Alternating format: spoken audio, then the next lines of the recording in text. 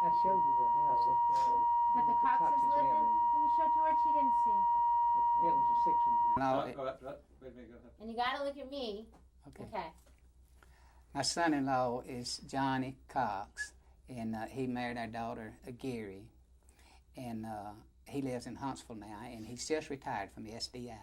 And he asked me if I wouldn't look up something on his ancestors, which his ancestor, his uncle is Burns Cox that lived in this home here. In fact, Johnny's daddy and mother and aunt all lived in this home right here at one time.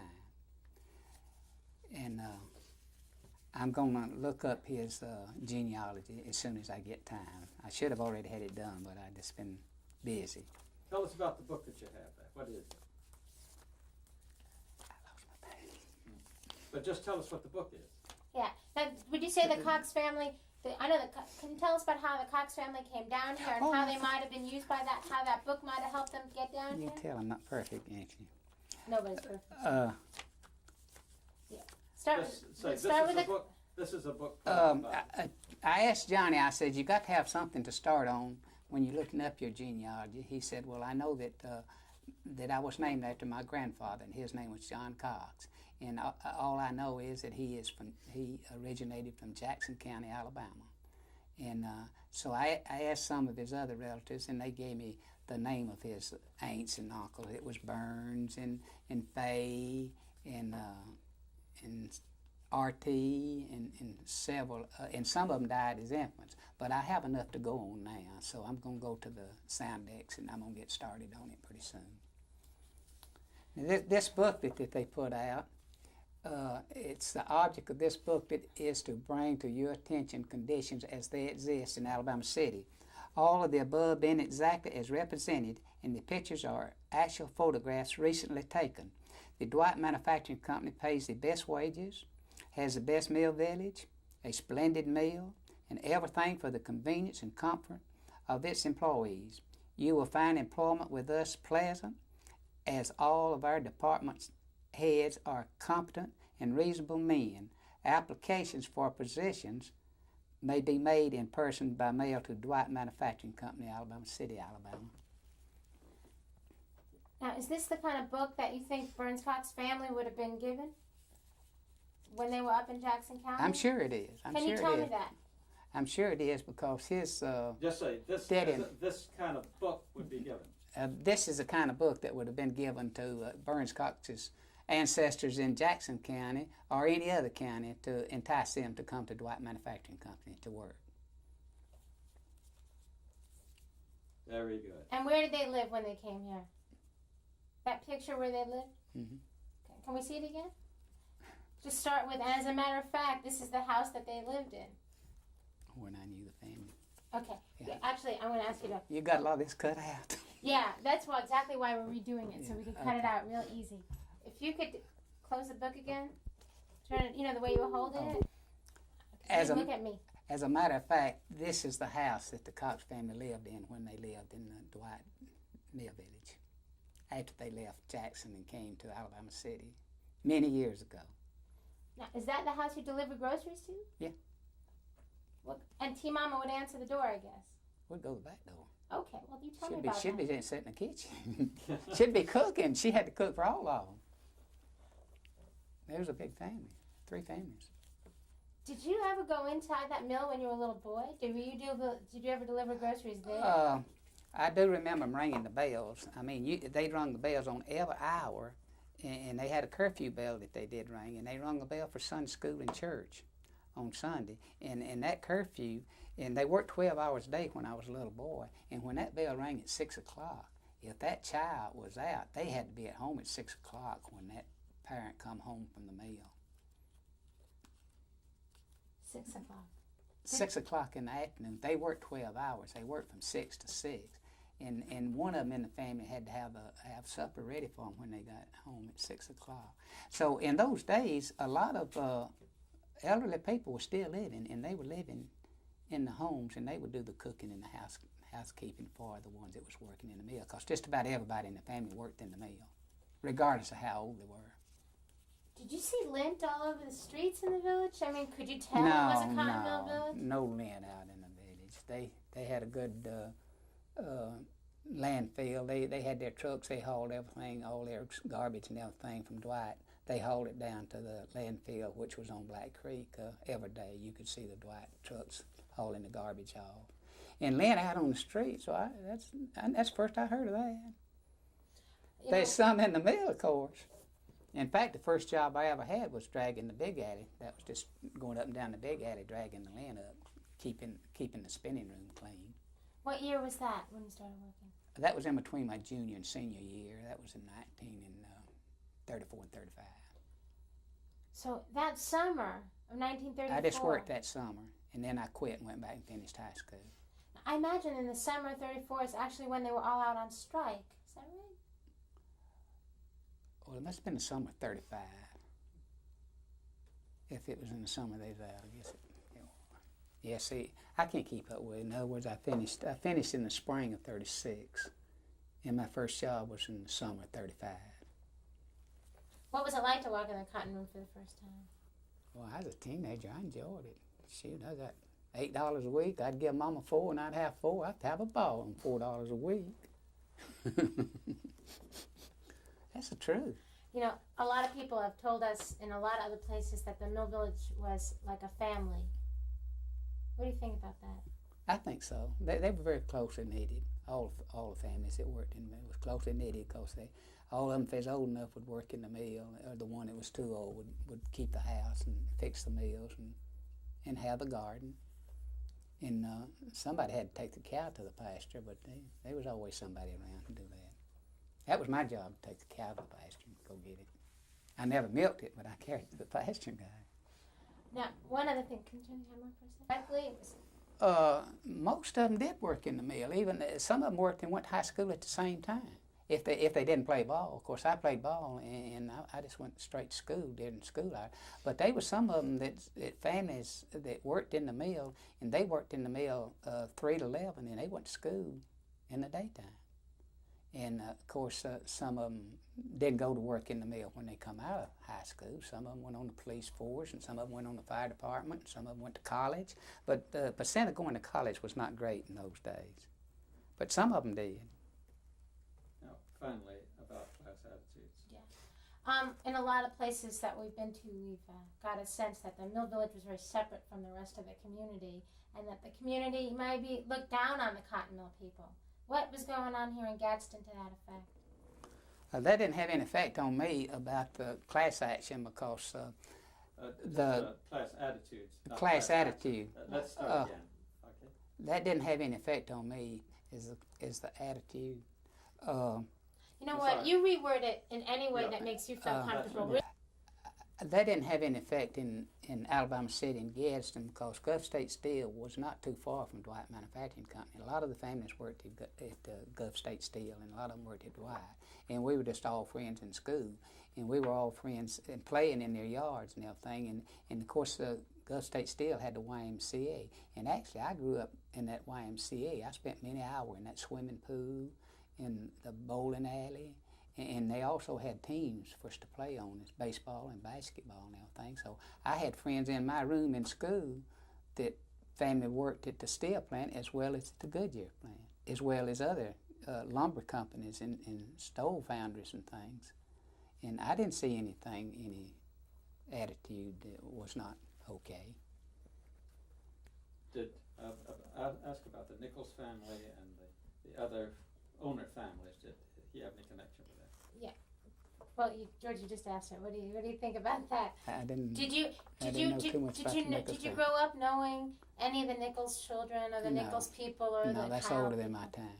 That's older than my time. I see. They was Nichols. It was at the steel plant. It was guards, but the Nichols, as far as the Nichols Library and everything, well, You know, that's before my time. As a local historian, I think I'd love to get your point of view on this. We just met someone who wrote a big book all about the cotton mill industry and the 1934 big union drive. And he, even though he wrote this big book, but he lives in a town similar to Gadsden, and he's uncomfortable to share all this history that he put together with the people. And he feels like he's in a real dilemma. Because how can he put out very similar to the work that we're doing, but he feels that even though he collected all this very important history, that it's going to make a lot of waves with people if he talks about all this union activity that went on in the 1930s in his town. I'm not uncomfortable with it because I had people on both sides. It was both of them was my friends, was good friends. I have no problem with it. It's just never been a problem as far as I'm concerned. Maybe you could talk a little bit about both sides and how both sides on that strike were relating to each other at that time. It would really help us to understand maybe why Gadsden has been different in terms of expressing this to us than other communities. I can't say much about it because it wasn't my cup of tea. In other words, I was more interested in swimming and playing ball and going fishing and things. It just wasn't my cup of tea to be involved in anything like that. As far as being called a lint head, I don't think I've ever been called a lint head in my life, even though I worked 3 years in the mill. And of course, I worked 35 and a half years in the steel plant.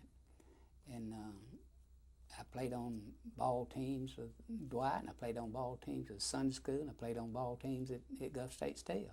So they just all been my friends. I mean, now sometimes a person, if they knew that you had worked at the Dwight mills, they may call you lint heads, but it would not be ferocious. It would be in the spirit of fun that you were a friend of theirs. Good. That's very good. That's a nice way to run that out. What do you know about pig poles? Is that what it's called? No. Greasy? Yeah, greasing. Because they told me they did that on at the picket line. Well, they would put a dollar bill up on a tall pole and grease the pole, and if you could climb that pole, you got the dollar bill. Were you there at the picket line when they were doing those kind of things? I watched it. I was too little to try to climb the pole. In fact, they would do that on top of buildings and do that at a lot of occasions. In Gadsden, when they had the unveiling of the Emerson Hanson Monument, where they had mule racing, horse racing, and greasy pole climbs. And this had all kinds. They must have had about 15 events of different egg racing, and toe sack racing, and everything. You know, as someone who's very invested in local history, how did you? And I know that they just made a historic district on one side of the town. How did you feel when they took down the mill, the building? I was disappointed. Can you start with when they took down Dwight Mills? When they took down Dwight Mill, I was disappointed because I thought that at that time, I thought they could get another mill to move in there. And then it was even rumored that a shoe company was going to go in there. And I just wanted to see some kind of industry go in that building because it was well built and a beautiful building. And I don't see any need for it to come down. But apparently, and it's also rumored, now I don't know, I may be talking out of school, but Cone, it's been said, bought the mill on purpose to close it out. So I don't know. That was just a hearsay now. It's not what I say. It was a hearsay. Did you know that there are many people in this town who, like yourself, have collected memorabilia? They've collected the bricks from the old mill? Yeah, I've got friends that got bricks from the whole mill. And I wished I'd got a brick from the Gulf State Steel YMCA, but I didn't. But I've got a lot of clippings from the newspaper and everything of what activities that we did. Collect anything I can get my hands on. Okay. Thank you very Beautiful. much. Okay. Now, we don't need to tie you down, but we're going to have to move the camera over here. Probably a two-shot of him.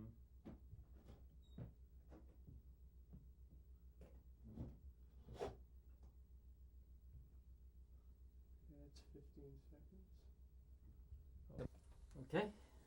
What was the percentage of those kids whose parents worked in the mills?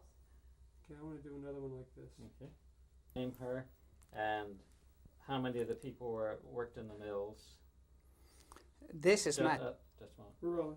Okay. Yes. This is my teacher, Miss Law. She was later Ms. Camp, and these are my classmates, and about 50% of them are deceased now. These were all my third grade classmates in 1925. How many of them worked in the mill? Their parents, just about all of them worked in the mill. I'd say 95% of their parents worked in the mill. Indicate yourself there, Dad.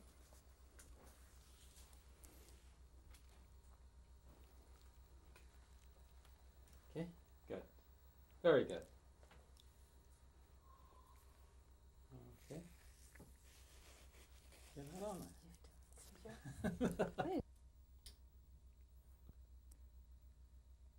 This is a picture of the Alabama City liver stable. My daddy bought this liver stable in the early 20s, and this is my brother on the extreme left. And he later tore this building down and put a 24-hour garage there that the horses was fading out and the automobiles was coming in the early 20s. Okay, good. Pamphlet that they were working on. Could you start again, please? Say it again. This is a pamphlet that the Chamber of Commerce put out in 1940. It was a kind of a public relation contribute to the organization. Okay. Okay, you can start, sir. Okay, this showing the three railroads that went through Gadsden: the Southern Railroad, the NC and St. L, and the L&N Railroad. The L&N went from Gadsden to Calgary, and the Southern went from New York to New Orleans, and the NC and St. L went from Gadsden to Chattanooga, Tennessee. Okay, let's try it one more time, Jimmy.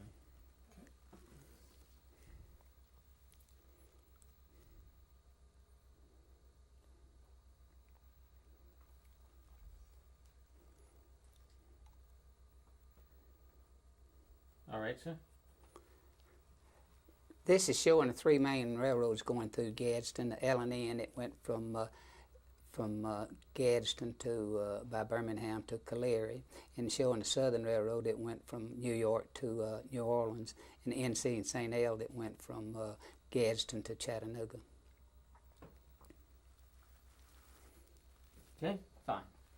Okay, now let's see. Here's. I got it. Okay.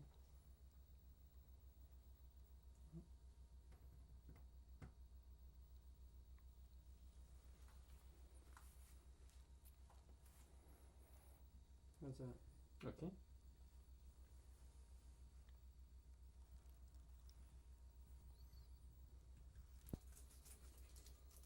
Now, what building is this we're looking at here? This is looking at the Dwight Mill from across the lake. The lake was divided into two parts, and they pumped the water from Black Creek to this lake, and from this lake will it furnish the water for the plant itself. I believe we asked. Just before or after they were in the blimp business? That's the first pamphlet that they sent out when they Yeah. built the plant. I'm That's sure you're gonna- 1929. We just. I'm sorry.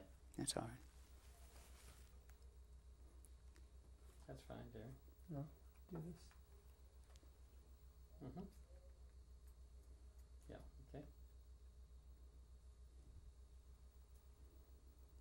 Yeah, I like that. That's why.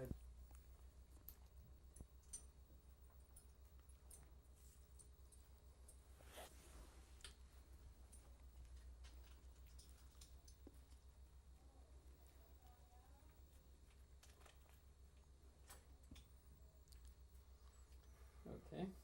Want a close up of the engraving?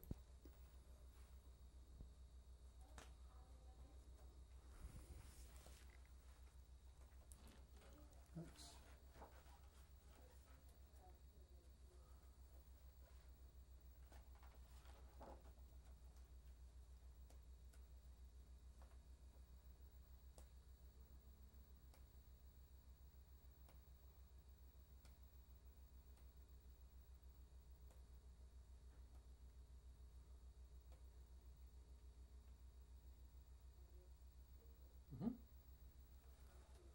Okay. And you want to get that last. Mm-hmm.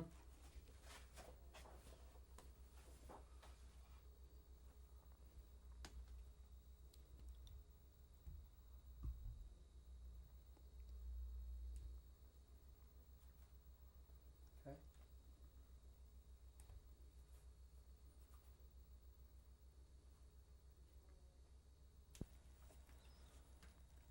Okay.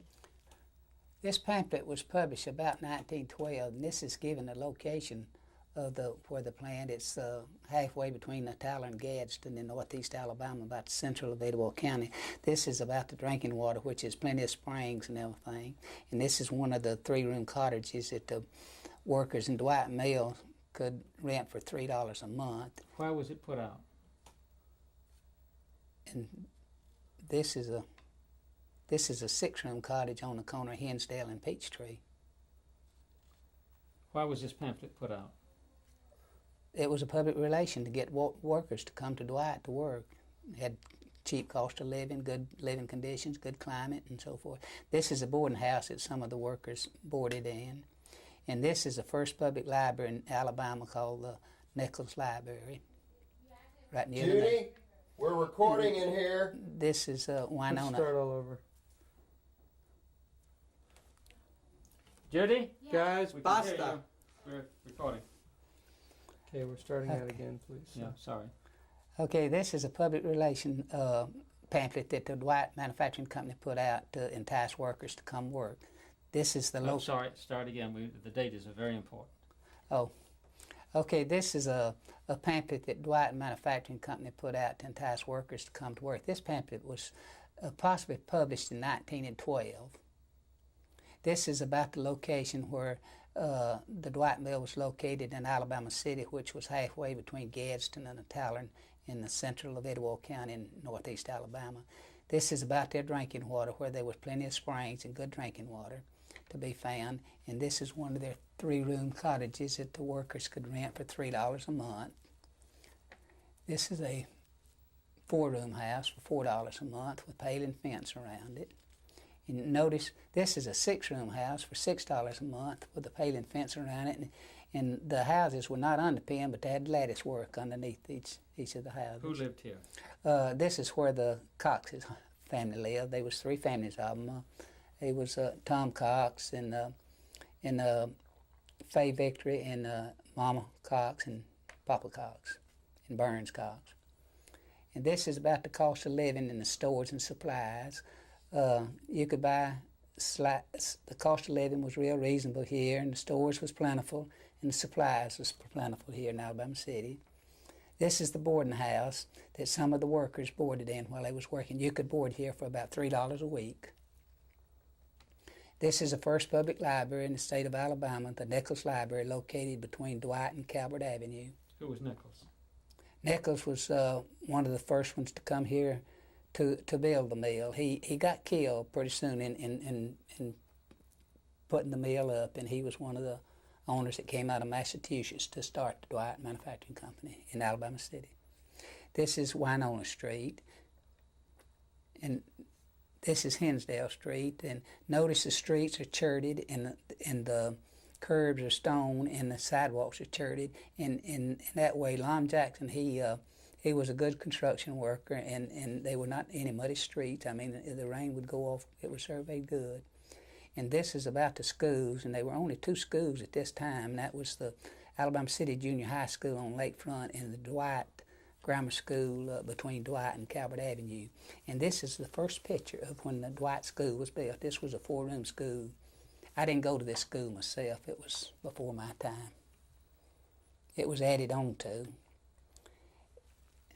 This is the interior of the Dwight Baptist Church. It's a mistake on saying Union Church. This is the Dwight Baptist Church, the interior. And this is about the free library. It stayed open hours that all workers could take advantage of the Nichols Library. And this is the interior of the Nichols Library. Did you ever go there?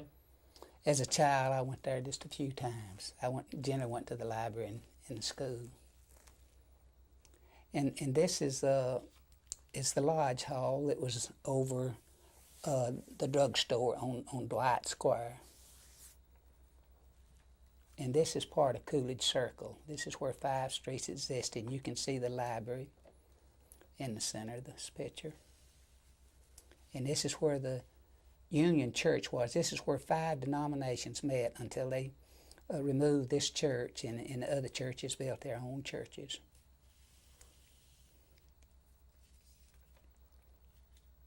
And this is about the city government. They had a mayor and 4 aldermen, And the only mayors that I ever knew, I understand the first one was William Gardner. And the only two that I knew in the 20s and 30s was Dr. R.A. Burns and Raymond Morgan. Your father. And my father was an alderman at the end of the city. This is about the recreation parks, and they really had the recreation parks. We could play in front of the scout cabin. We even had a ball diamond in the cow pasture, and we had Dwight Park, which was the professional baseball was played in. This is more of the recreation park that was right there on the square, and they had a bandstand and everything where the bands played and entertained the people. And they had a brass band, and this tells all about the brass band. And this tells about the baseball at Dwight Park, where they played in the Georgia-Alabama League and where they had their own team. Dwight had a terrific team of their own. And every Saturday afternoon they played, every Saturday. And that's where most of us spent our Saturday afternoons, was at Dwight Park. Could we move that over? Oh, sorry. Let's move it over so we can see The Dwight team. This is a picture of the Dwight team in about 1912. And this is a picture of the field itself, and you can see the outfield fence, which the Black Creek is just beyond that fence. This is Dwight in action, and this is about the bathhouse. And I've been in the bathhouse, but I never went actually swimming in the lake itself. This was at one end of the lake that surrounded the mill. And this is a picture that it was a walkway that did go around. Now this is a picture of the bathhouse. And my brother has been in swimming in this bathhouse, and it was floored. I mean, it was a wooden floor for the ground. But I was too small to go in this bathhouse before they tore it down. By the time I got old enough and knew how to swim. Now this is the lake itself, and right in between the lake was split in half.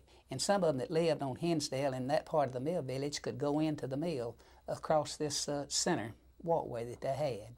And on this lake, at certain times of the season, they had what we call die-dappers, and I used to go up there with a BB gun and shoot these die-dappers. This is the bowling alley. I never had the privilege of bowling in this bowling alley, but a lot of people that I knew did tell me about bowling in this Dwight bowling alley. It was near the coal gate in the western part of the mill. This is about Dwight Hall and entertainments. In Dwight Hall, that's the bowling alley itself. Dwight Hall, they had concerts, church services, revivals, all kind of entertainment.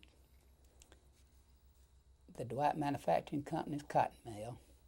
It's going to be a picture of the mill itself. No. Yeah, now this is a good picture, and it's really showing you the walk that I tell you about in the middle of the lake, where they could go across this walk here to go into the mill to work. This is the front office. This is where all the clerical work was carried on, completed. And you could go in at that gate too. There was a front gate, we called it. This was the agent house, and the only three agents that I knew was Allen Little and Charles Moody and Thomas Cousin. There were others, but I didn't remember. And of course, this is a picture of the superintendent's residence. They had residence for the agent, and then they had residence for the superintendents. And this is a picture of the famous Nakalula Falls. Many legends has been written about Nakalula Falls. And this is another picture on a spring day on the lake bank. And I never had the real smoking habit. The first cigarette I ever smoked was I learned to roll a golden grain on the lake bank like that fellow was sitting there. This is a excursion boat on the Coosa River, and some of the families that came to Gadsden was enticed by this excursion boat, that some of them had to ride railroad and then ride the excursion boat and then had to ride a horse and wagon to get to the mill village to work. Now this is what we call the Clayton Mill, grist mill. And down below this grist mill were all of the denominations of churches in Alabama City would hold baptism in this pond here. They call it Clayton's Mill Pond.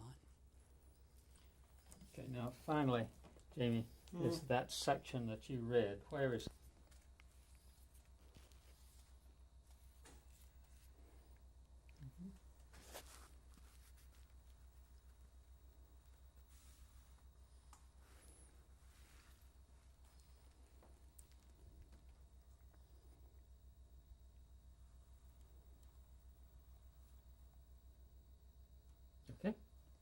Do better than that.